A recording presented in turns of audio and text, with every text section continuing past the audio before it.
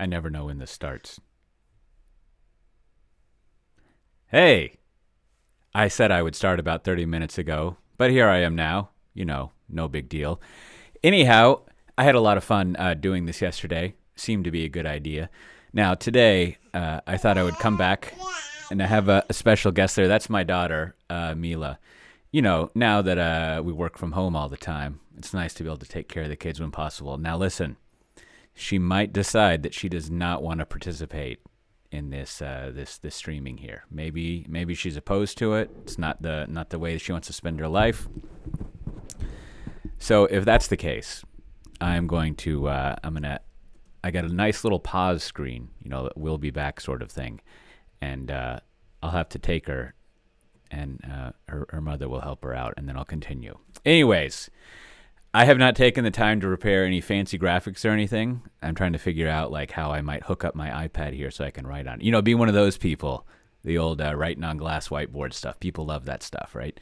But I wanted to go over a couple of things today. One, I have what's called a EBC, Executive Briefing Center, on Monday with the telco. And, I've got about 30, 45 minutes to go over what we in Tanzu land do for software developers. So I haven't, I like to practice these. So I thought this would be a good opportunity to kind of run through it. It'd be some, for me, fun content. Now, don't get all shifty that it's going to be some boring stuff. I mean, it'll be awesome, of course. And then the other thing I wanted to go over, some of the stuff that I've been researching, especially I always like to catch up on the Spring One videos, and there's some. I've been watching some of them from BT, and there's one in particular, just a 6-minute one, that I'll talk about in the presentation. But I want to explicitly go through and show some of the excerpts from it, because I think there's things I won't have time to go over that will be interesting as well. Now, I also have my dog here.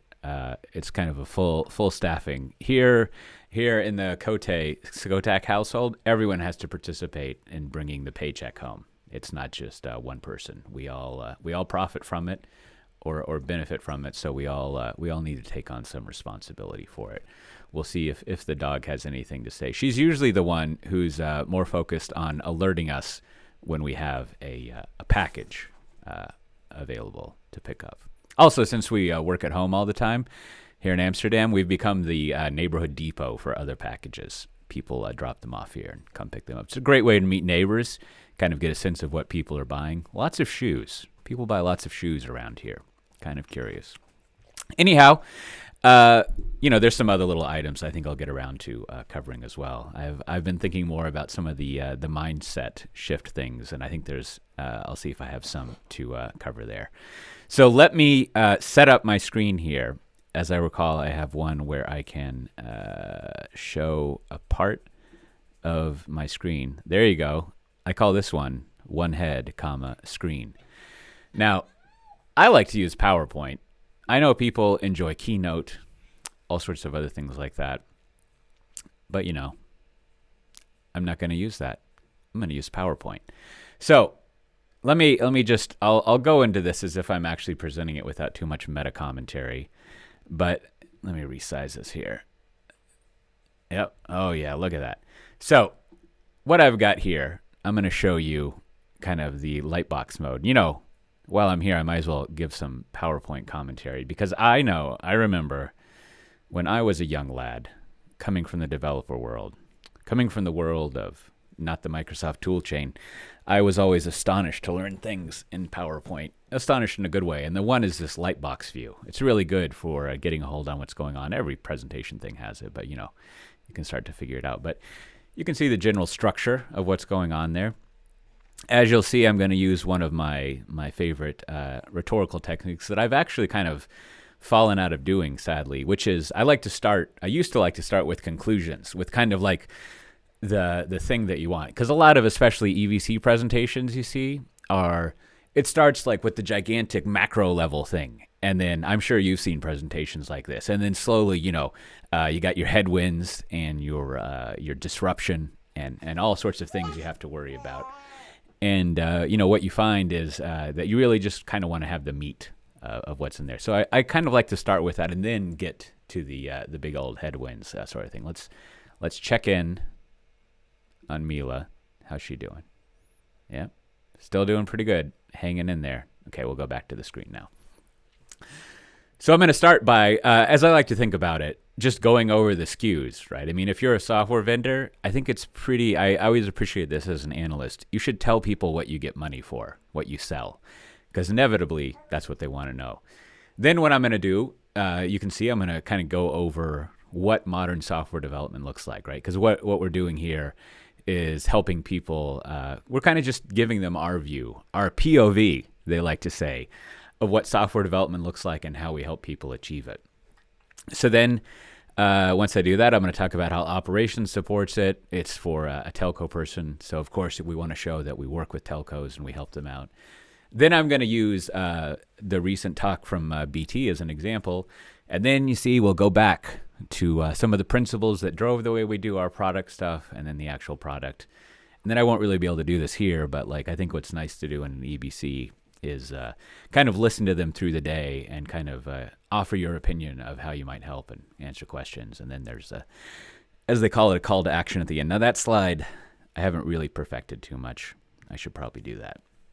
So let's jump into it and we'll see how it goes. Now, as I said last time, if you have feedback that's positive, I enjoy hearing that. If you have feedback that's negative, what I suggest you do is you type it in an email and then you send it to yourself, because that's fine. It's good to know that you care, and yet not really have to read that, because eventually, let's go back. This beautiful girl right here is going to get upset about something, and I've got 2 other kids. They'll give me plenty of negative feedback. They're growing, they're learning. They don't know how to write an email to themselves and, not tell me about it. So I like to cut back on the negative feedback. I like even constructive. It's kind of a little bit of a weird phrase. That used to be the way when I was a kid, you would escape from telling someone how you're going to tell them that they were wrong. But, just feedback. That's always nice. Feel free to put it in the chat window, the 3 of you watching live right now, or you can talk to me later. But let's get back to it. Daughter's doing great. She's checking out the dog, which is good. See, you got the coworkers. Their job is to entertain each other, which makes you wonder if that really fits into the budget. But what are you going to do? All right. So hi. Thanks for making the time for me. I'm going to go through kind of in VMware Tanzu land. Now, for the listeners at home, all you have to do is say VMware Tanzu once, and then you can just refer to it as Tanzu. So just keep that in mind. And, kind of what we're up to and how we think about the way that software development is done, how our customers do modern software development, and equally importantly, how over the years with the portfolio that we have, not only of products, but also of services that we have, how we've been helping customers like yourselves achieve those goals and modernize the way that they're going about doing things. So if I can find my cursor. So I always like to, I find there's always a lot of questions about what exactly it is it that you do. So I'm just going to lay out really briefly the actual products that we have. And I don't have the services pictured here, but I'll go over those as well. But just so that as I go over how our customers are doing software and improving the way they are running their business accordingly, you can start to kind of think about how what we offer fits into that, how we help out with that. So recently we came out with 3 different packagings of the software that we have. We have a Kubernetes distro, and also, more importantly, Kubernetes management, all the stuff that wraps around Kubernetes that helps you run it and manage it. And then we have a couple layers of that kind of is targeted at kind of the simpler way of doing things if you're just interested in Kubernetes on its own, running and supported in vSphere. If you've got multiple Kubernetes instances across clouds that you want to manage, even of different types of Kubernetes distros. And then also there's, the further, kind of going up there, the further layering in of the supporting tools that you need for doing kind of enterprise grade Kubernetes and doing the policy that you want and monitoring and observability. And then finally, something that from the company that I come from, Pivotal, is bundled up with all that Kubernetes goodness. There's another packaging that we have that includes a platform as a service that really gets to a lot of the points I'll talk about, where developers are targeting the business value that they're doing with their code. So just keep those in mind as like those are the ways that we interact with and help people out. Oh, and I should mention, I won't go back because it's not pictured there, but in order to help you get those platforms in place and get Kubernetes up and running and also understand what a platform as a service does for you, we have a couple of service chunks, if you will, that go under the name Pivotal Labs. Now, these are groups of people who they don't just train you and teach you how to do things, but they work hand in hand. They pair up with you to help you transform and relearn the way your organization does software development to a more product-based way, which I'll talk about here briefly. They help you figure out doing what we call platform as a product, how operations, infrastructure builders reorient around to provide a platform for this kind of containerized way of doing software development.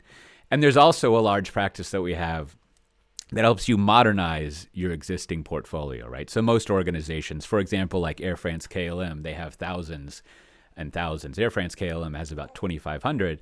And in order to really transform and improve the way they do business, they need to address all of those existing services and legacy things and kind of sort out what to modernize, when to modernize it, and how not. And it's not only doing the strategy for it, but also the actual work of modernizing those. So those are three service areas that we have that really help you not only get the software up and running like you would expect from professional services people, but really start to get value from it and really make sure you're achieving the goals that you have.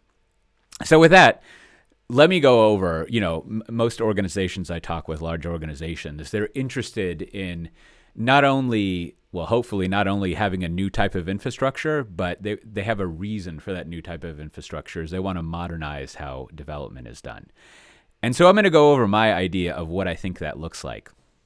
And I think the goal, there's a couple of technical things you see on the left, but the goal is really to enable what I would call a product-centric way of doing software, something that we in the software vendor world, and especially our customers who are further along in transforming the way they do software, their mindset of how they want to go through their software cycle, how they want their teams to work on it, how they define what the software does so it really maps to helping the business out. Now, I call this the small batch loop. And the goal here is instead of following what people would call a waterfall process, like defining a bunch of things way up front, 6, 12 months back in time before the software is developed or even deployed, what you do is you work on a weekly basis, maybe every 2 weeks, maybe even multiple times a week. And you're always coming up with a theory of how you can improve the software, how you can improve the customer experience, how you can improve the way you're helping the business out. And you figure out a small amount of code you can do and actually deploy to production, get in front of users, observe how they're using it, and refine that over and over again with this theory-based development. Now, getting to that point where you can do that and you can get that feedback going, to me, that is the whole goal of everything that I'm going to talk about here. The whole goal of getting something like a Kubernetes up and running, of getting a platform as a service like the Tanzu application server up and running, of working with the services that we have. The whole point of digital transformation is to make it so that your business is as programmable as your software stack, and you can start to innovate instead of kind of moving more slowly. So, at a lower level, and we could talk about these things if you're interested, but when it comes to the technical doodads that people use, right? Developers, as we've seen recently and right now and over the past couple of years, they tend to rely still, as always, on frameworks to kind of make easier a lot of the drudgery. And in our world, things like Spring is a very popular way of wrapping a framework around Java and making it easier to use, making it fit into popular patterns. And now, in recent times, the way that things are packaged up, they rely on containers, right? And Kubernetes is a container orchestrator, a thing that runs it. But they really use that as a way to package up their applications and to remove a lot of the waste associated with deciding how things will be packaged and run. And the architectural patterns they use tend to be a way of decoupling gigantic monolithic applications using both microservices and eventing. And once you have it's really a distributed application pattern that if you break an application up into small components that talk to each other over the network, you follow these practices of microservices that come from the tech world and have been proven out and really have a lot of supporting frameworks around them. namely in the area of service meshes that really allow you to not only define the architecture of these distributed applications, but really set up policy and enforce security needs and make sure that, especially in large organizations, that things are being used per the policy that you have. And then, of course, Kubernetes is used as this underlying architecture, right? So in Tanzu land, we build on top of vSphere, and we allow you to run Kubernetes in there. And we also have our management tools that allow you to manage all sorts of other Kubernetes things across whatever clouds they might be running on, other distros other than our own. We kind of call that concept multi-cloud, if you please. And then finally, really removing the need for people to become experts, for developers to become experts at operational things, bringing on this brand new skill.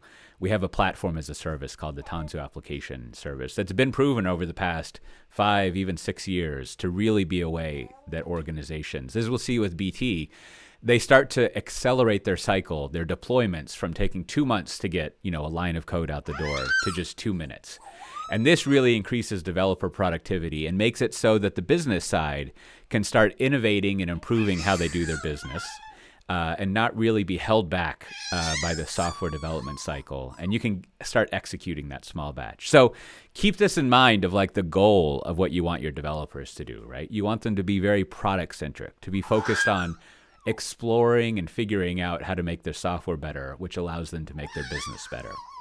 Now, I've got all sorts of other talks we could go into about how that's done and what those details look like. But I want to instead start to focus on a little bit of how infrastructure people support that. And that is, there's a concept that we and our customers have been evolving over the years that now you see as more mainstream. How do you like that for being assertive about how unique and exciting we are? Okay, I'll remove myself from the meta layer there. But we call it a platform as a product strategy.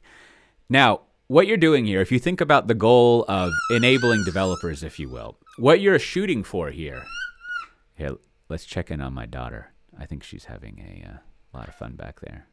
She's really responding to this idea. So far the feedback is great. So there's a huge mind shift as the people who are providing infrastructure that goes here. Now, traditionally, when the operations people, the infrastructure people are giving developers the services, the infrastructure that they need, what they're doing is, and I used to work at a company that did this, sort of wrote software for it, is you're delivering a service, right? You define capabilities and bounded by policy and budget and all of that, but you're delivering a service to developers, what it is, the tools that they should need. And then what you're doing is you're ensuring that that service keeps up and running and that it's available. But what ends up happening is what your product is, your goal becomes that service delivery and keeping that service healthy and running. But instead, what people shift to is they shift to thinking of the goal of making developers' lives and work better, right? They shift to thinking about developers as their customers. And so if you think about this, they now are thinking of their infrastructure as a product, right? They're providing a platform as a product. Now, whenever you're providing a product, one of the key things we've learned over the past 10, 15 years, first from Agile, then from lean software development, and then from DevOps, is what you end up doing is you end up focusing on putting as much flow in the process of getting software defined, coded, tested, and put into production and run as possible. You're always trying to find the bottlenecks, the wait time that you can eliminate. And what this mentality means is that just as developers can focus on the applications and the end users, when you, the infrastructure people, are providing and building this product, it allows you to discover and explore what developers need. It allows you to make a better product that supports their needs, not just deliver to the capabilities of your service and kind of make sure that your tools are good, right? It's really paying attention to this end-to-end thing, coming up with a value stream map or an activity diagram, however you want to think about it, and systematically going through and at first, removing all of the wait time and the waste, automating things as much as possible so that you free time up to think about, are we providing the best service, the best capabilities to developers to meet our corporate goal of making sure that our business runs well and has the best customer experience possible, which drives the best business possible. Now, I should note this applies to, internal facing IT too, right? Like whether it's an internal person approving a mortgage app or kind of looking up customer support things or doing, managing truck rolls to go fix things or whatnot. The software has people using it, trying to achieve goals with it, and so forth and so on. So now I want to look at, with that kind of understanding there, and of course, if there were, I can't see. What you don't see is that my camera is set up right there, and so I think what I was doing was clicking on my monitoring. Anyways, you don't need to know. So now I'm going to use a story from a telco from BT to kind of illustrate how one of our customers brings all of those things together. But there's many other telcos that we use, much like yourself.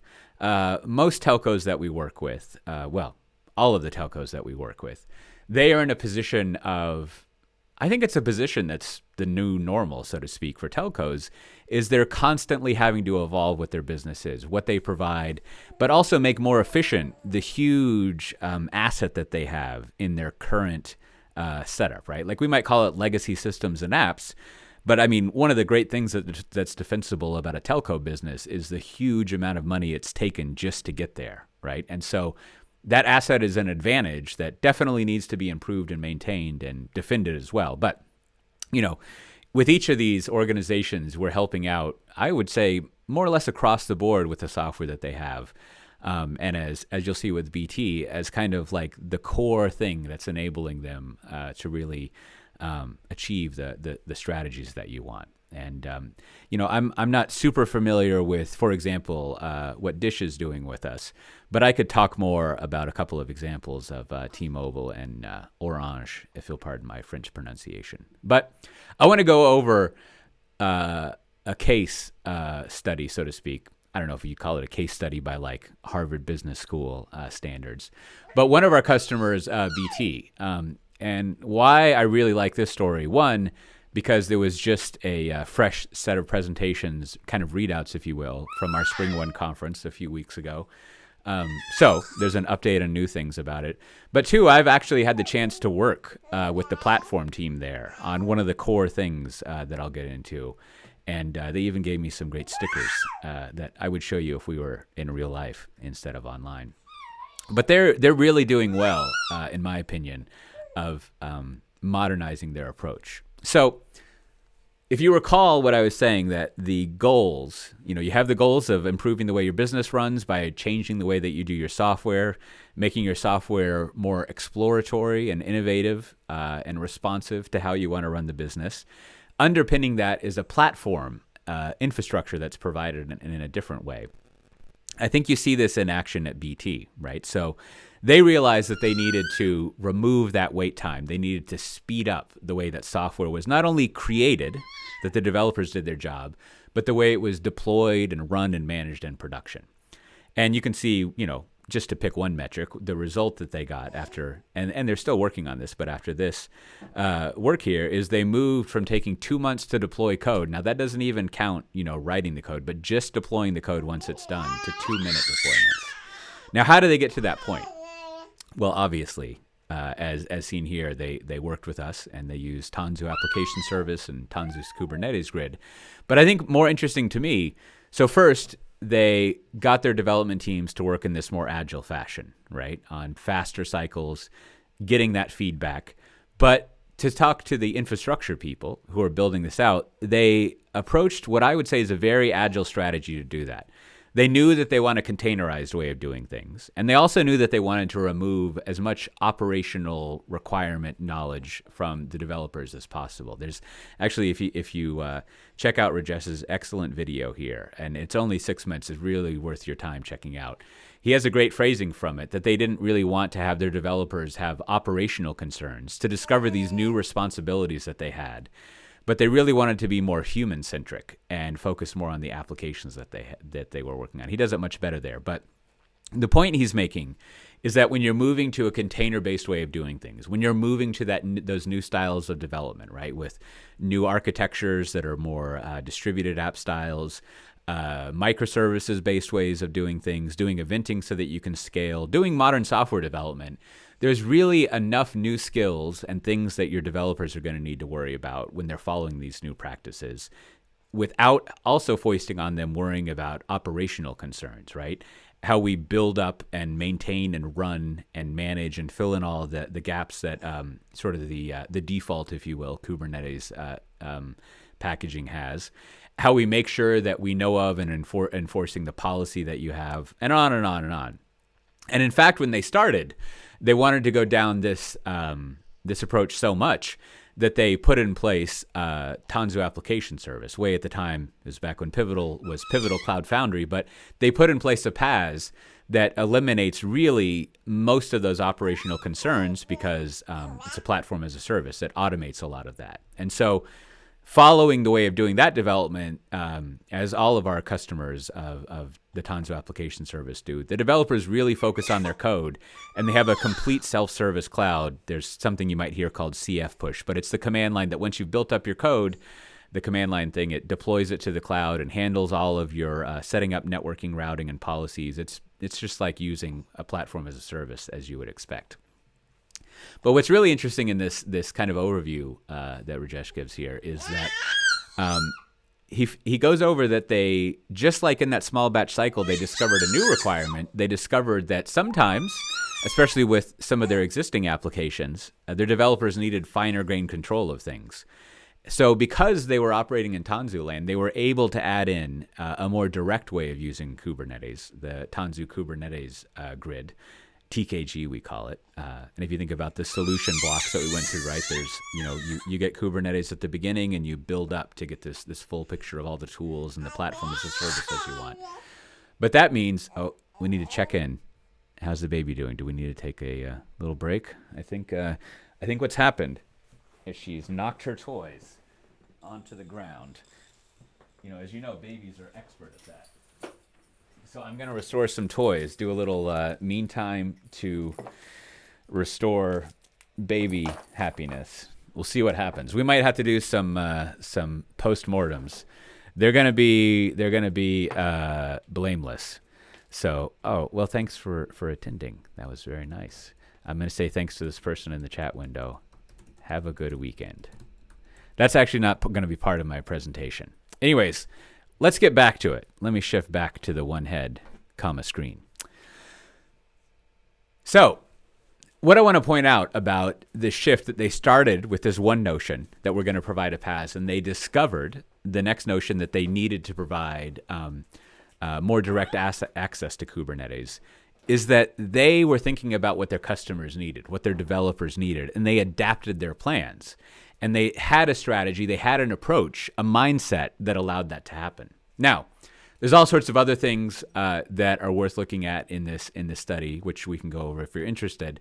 One of the more interesting things is how they did their portfolio analysis to make sure they were spending their time most efficiently on modernizing the applications they had.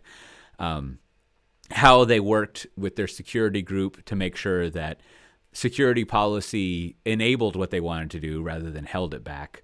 And several other things like that. I think one of the things that's very underappreciated when it comes to talking about modern software development in large enterprises, let's say, in organizations, is that large organizations have a tremendous amount of policy and governance required, enterprise architecture, that really isn't considered in, all those books with funny animals on them, and kind of like when you hear companies talking about how they're more consumer-driven services, putting hats on cats or listening to music or keeping up with what your friends are doing, those kind of tech company things, they don't necessarily have those same needs that need to be addressed. And in fact, having good security, policy, and management and enterprise architecture, if done right, obviously if anything is done wrong, it has a negative effect. But if done right, there are a lot of efficiencies and savings and benefits you get from them. And I think there's a lot to be said about how BT and our other customers really approach that. So let me look around my camera again.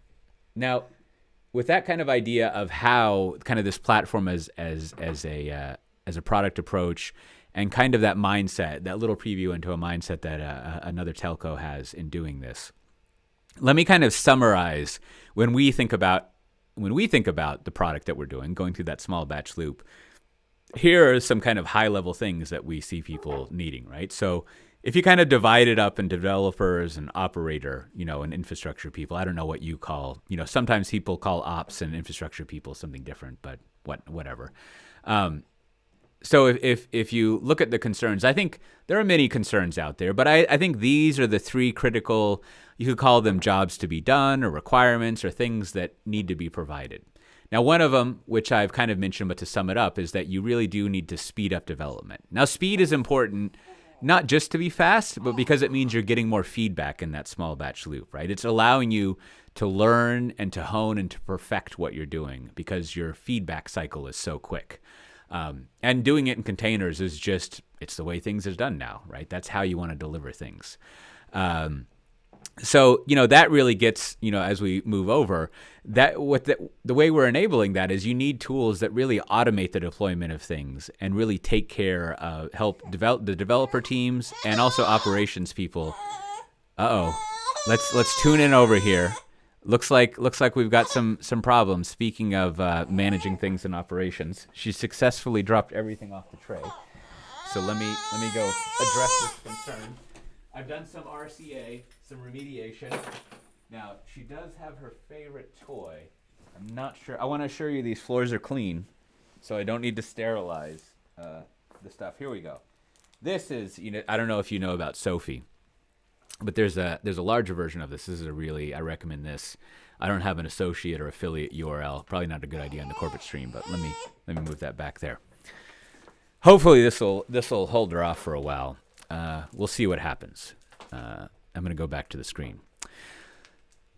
So there's a certain tool suite that you need, right? And it really it goes around a lot of the DevOps ideas, right? Thinking about, if you remember, that flow way of deploying and making sure that you're giving developers those self-service teams for that. Now, when it comes to the operator's experience, the sysadmins or whatever, right? Especially in a large organization, you always have not only one of something, but N plus one of something, many of the things. And we see this over and over again with our customers, is at this point in time with all of the public and private cloud options and various types of infrastructure, they not only want the optionality of being able to move across those clouds, we'll call them multi-cloud, but they want a consistent operational experience and a consistent developer experience. So they want to be able to manage things the same way no matter what infrastructure they are operating under. And I think having that consistency, right? And in many cases, in the Tanzu portfolio, relying on existing vSphere knowledge and existing vSphere technologies. I mean, a huge majority of containers are running in vSphere already, right? Depending on the figures that you look at in the scoping, but a vast majority run in VMs and run on top of vSphere, right? Because it works and it provides a lot of the underpinning things you need for networking and security, and it really fills in a lot of the gaps that not so much Kubernetes has, but the way that people want to use Kubernetes, it provides those tools for you. So that's kind of the approach, these things that we have when we're thinking about the portfolio that we have and have been building it out. And so, as promised, we'll return to the actual bundling that we have, right? So hopefully you can start to get an idea, right? There's businesses want to run their business on software more, right? They want to modernize how their business works, which means relying on software is pretty much the primary way that you run the business, you interact with customers. You really get that sensing and that idea of what's happening in the market, so you can adapt your strategy and be the best situated you can. So there's a really good entryway into all of this, right? If what you want to do is you want to start off by figuring out Kubernetes and running containers from an infrastructure vantage, right? You can do that easily just by extending your vSphere install. Kind of with Tanzu, and you can go up more and more to managing more and different Kubernetes distros running in different places. Get that enterprise view of what's going on there. You can layer more and more, your monitoring and policy and security as you go into the middle there. And then finally, when you're ready to, which hopefully is sooner rather than later, when you're ready to really shift your developers over to that product-centric way of doing things, and also have your infrastructure people really start to get to that platform as a product way of doing stuff and get those results that BT and other customers had, right? Where they're materially changing the way they run their business, because just to pick the one metric, they can deploy in 2 minutes instead of 10 months. You can have the full-on way of doing things, the platform as a service, in addition to everything else.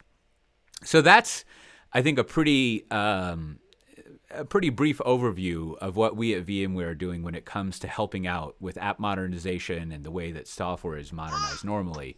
And I'm happy to answer some more questions about that and go over things. And, you know, I think what I would recommend as far as next steps, you can see this slide I have is not very, hold on, let's check in again. See what's going on here. Then I might take a little break. See, Sophie was dropped. Oh, she's right here. Here we go. Sometimes Sophie just takes a little magic trick. I'm going to use this ball and set it up there. There we go.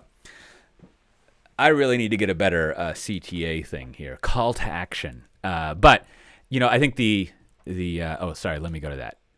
As we say, talk track here is that there's several ways to get started, right? One, just, you know, building on your existing vSphere install and your knowledge and just adding Kubernetes to that. But also we have, you know, a lot of, as you'll see people saying, a lot of it is not just installing software, but it's changing your behavior, your people, your culture, how you do things.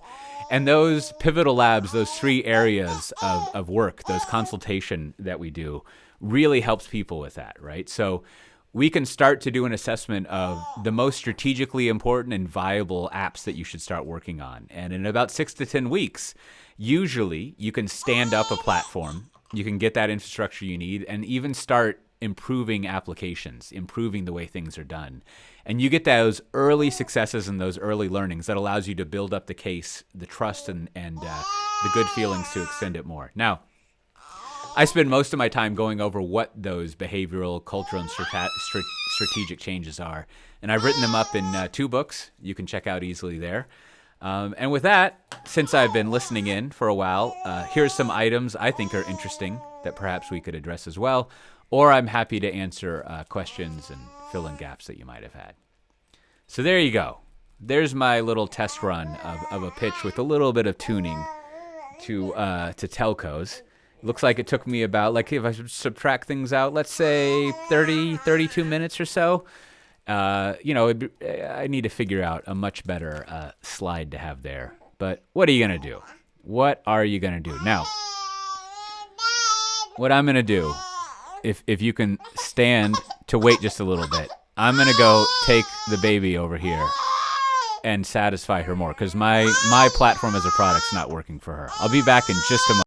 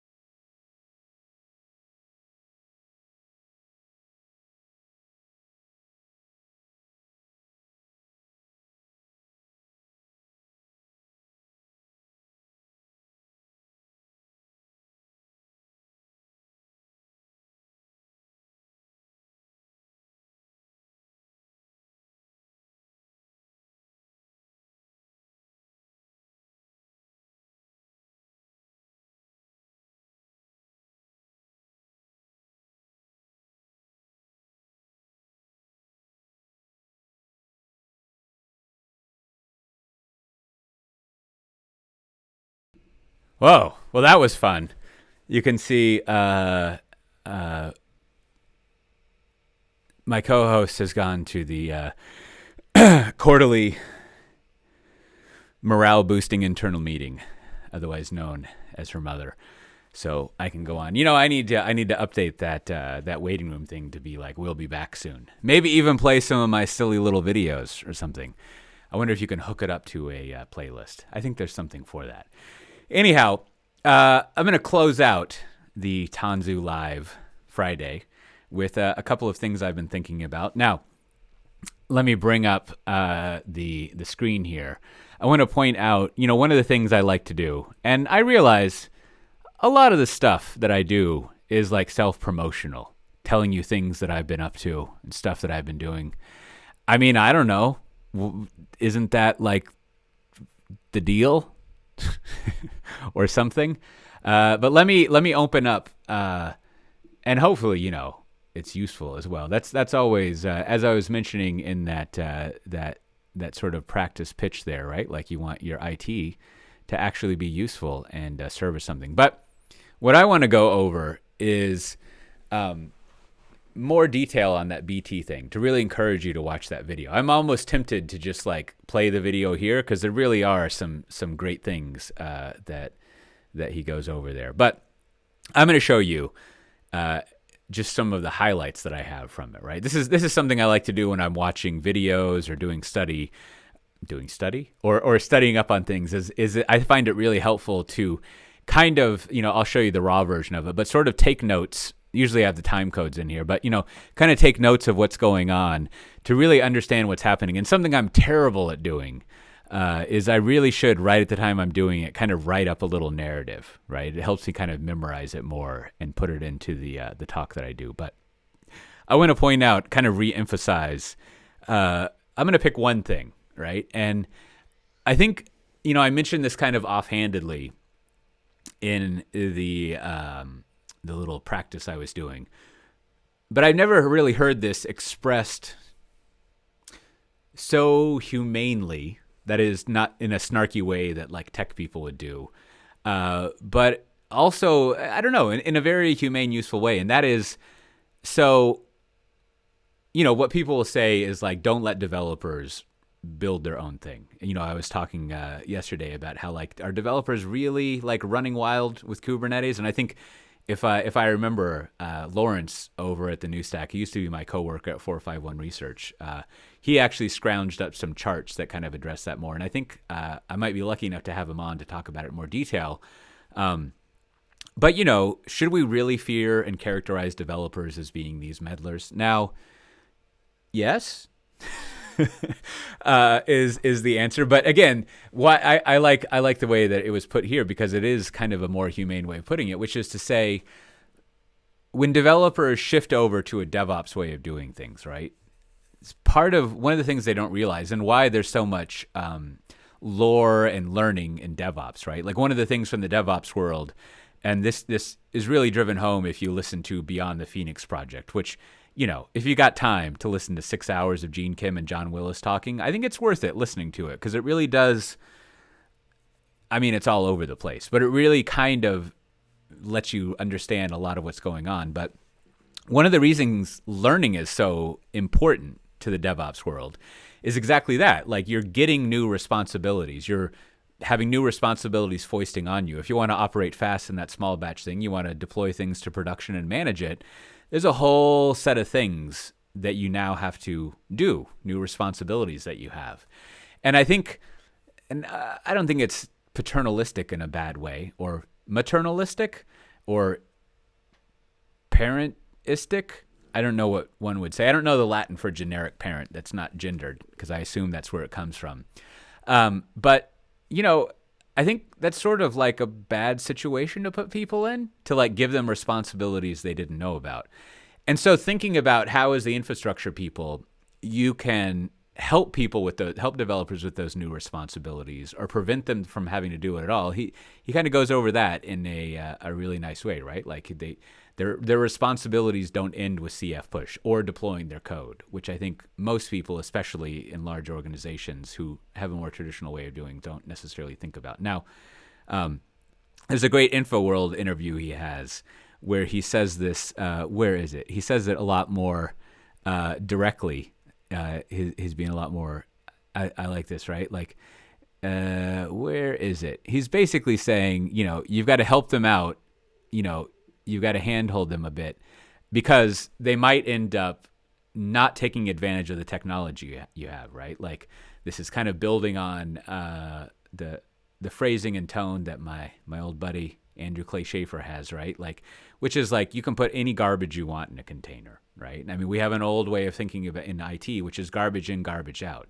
So if you're looking to change how you're doing things by taking advantage of containers and new ways of doing development, if you're just kind of like following the same design behavior and jamming stuff into containers, like it doesn't really matter that much. So there really is a tremendous amount of training and learning that needs to go on. And this is something I kind of forgot to touch on in the presentation, but I'll see if I remember. Part of that platform as a product way of doing things is a tremendous amount of time that you spend on evangelizing or thought leadership or going around and training people. Like the infrastructure team that does that, and BT has this. Last I talked with them, they have one person who's fully dedicated to going around to the organization and explaining what they have, right?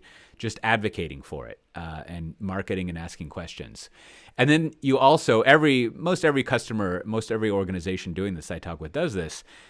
They put a lot of resources, time, money, attention into at least a quarterly kind of training program, right? And they really discover that they need to spend time training people and understanding them and explaining not only the benefits of what's happening and not only what it is, but consultatively working with them to do it. Now, just as a little ad, that's a lot of what Pivotal Labs helps people out with, right? Like a large organization doesn't always know how to do that, but you bring in some Pivotal Labs people to kind of, train the trainers, as it were, and not only do that training, but they actually work on projects with you. And usually you get enough people who know how to do that internally that you don't have to have such a huge Pivotal Labs sort of presence, right? Like you shift over yourself. But it's really helpful to have some experts, some people who have gone through it before. And that's what we do in the Pivotal Labs world. End of advertisement, at least explicit one.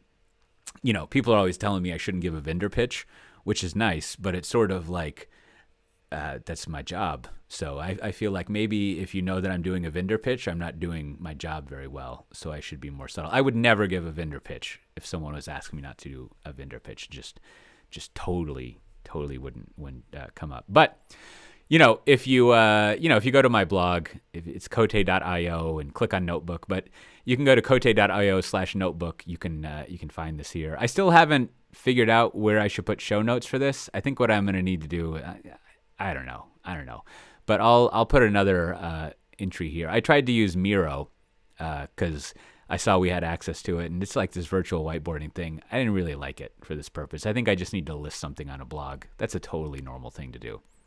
So the other thing to go over. Oh, I remember I promised showing the stuff that Lawrence had. So let me go over here. Got people saying this. Where is Lawrence? I like the way he phrases this. He's like, do you really want to know these things? And, sure. So let's see. Here is, so if you remember, the thing I was asking yesterday was how do I show the thread? Twitter's great, right? Don't we all like Twitter? Just fantastic. Really knocking it out of the park. So what I wanted to find out, if you remember from yesterday, is there's all this consternating about developers running their own Kubernetes install and how that's not a good idea. And so I wanted to know, like, how realistic is that? Like, is this one of those molehill into a mountain things? Because, us thought lords, we love to identify some like shocking strident thing and just kind of really just blow it out of the water as far as use. So, I wanted to know if that's really a concern or if it's a minority sort of thing and it's just a way of talking about all the people who are generally going through figuring out what to do with Kubernetes, with the PaaS, with the cloud native layer.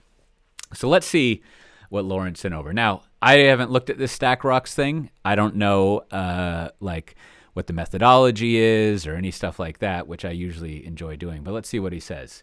He says, the huge movement for self-managed Kubernetes. So what is this? So here you can see what some people are using based on time. So that kind of gets to it. And I think, obviously, you can see there's the distros and the public cloud usage. But, here we go. I need to position my camera better and position the screen so that I can see it. I should take a picture and show you this wacky setup. But you can see the self-managed, right, which we'll call that DIY for now. Now, I don't know if it's developers or infrastructure people doing that. But there has been, it's always fun when there's a dip. But whatever these survey respondents are, the most of them are doing self-managed things. I have to assume you can choose multiple because this adds up to way more than 100. But there is some confirmation there, and maybe Lawrence will dig around some more.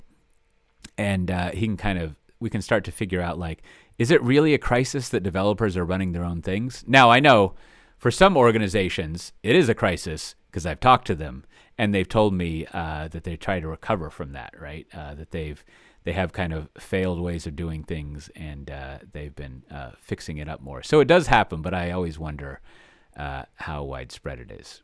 So I think the last thing I want to go over before sort of wrapping up is, let me see what I wrote down here in my notes. Yeah. So I mentioned this in my little practice talk there, and I was watching another one of the Spring One talks from TD Ameritrade. And if you saw the Spring One recap we had here on Tanzu TV a couple of days ago, as they say, if you were looking to talk about elders, you should have called in 2 days ago when we were talking about pets. But if, something that, it's a very interesting talk. It talks about ROI and kind of calculating that. So I would encourage you to go check out that talk, or you can kind of see my summary. I should probably go highlight it in another egotistical, self-serving way. I'll highlight my own part of me talking about Spring One stuff that you can go look at. So it has a good methodology for doing ROI stuff, right?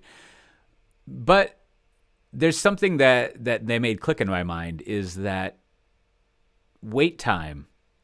Like, I always forget all the lean principles. This gets back to why I want to do this mindset project, is like, a lot of the lean principles, even though I know they can sometimes be mathematically proven, like the application of it to software is always a little like soft, I feel like. And I know that's wrong, but there's some line of reasoning that they rely on that I don't find satisfying. That is a deficiency in my own line of reasoning. But anyways, this TD Ameritrade talk, when she's going over their approach to reporting on the return on investment that they have, there's two things that they say that I think is really interesting. One is the first return on investment was not necessarily just savings or revenue made for something, but it was this notion, the way that they were going to make the ROI business case is that whatever value we might think, and I guess what I like about this is it tells you how you achieve ROI, not what ROI is.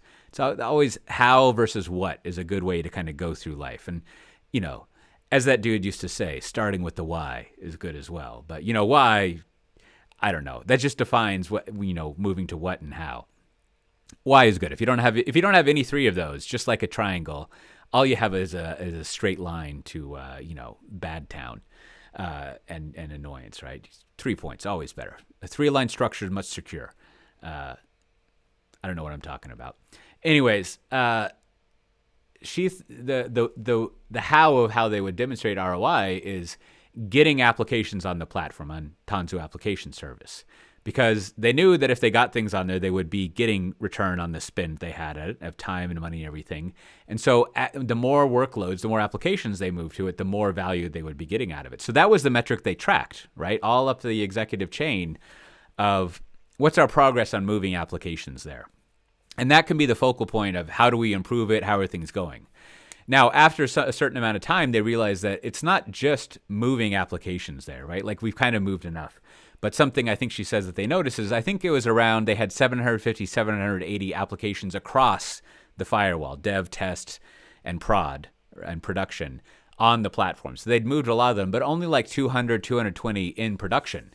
So that meant that to achieve value, they needed to move those applications to production. And this is kind of a lean software, lean mentality. If you think about it, anything you haven't deployed to production is inventory that you've built up, right? And inventory is a huge type of waste.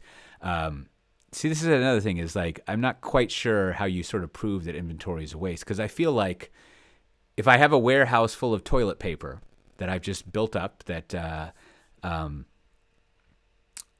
what's the word? Doesn't spoil.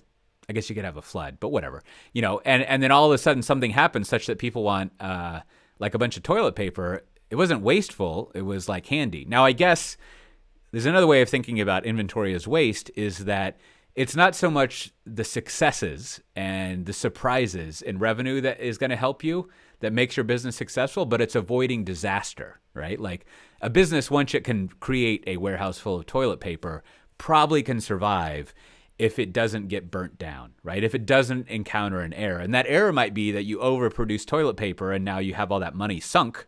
And so when something bad comes along, you can't weather that storm, those headwinds. So really, when it comes to inventory being bad, one of the main things that it's bad for is that it means you can't withstand changes in plans and market dynamics. Now, in software, I think it's a bit different. That things that aren't deployed are released is inventory building up. And it just means that you're delaying realizing value, right? You've got a great new feature, and if no one ever uses that feature, it never improves the business, and it's wasted, right? All that effort you spend is wasted.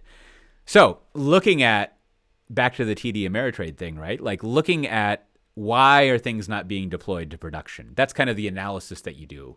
But then the metric that you track is basically like wait time, right? Like what is the wait time along all of the value stream that it's taking to go between things like an idea to specifying it, to validating it, to coding it, to testing it, to pre-prodding it, to deploying it to production, especially that wait time between the build and production.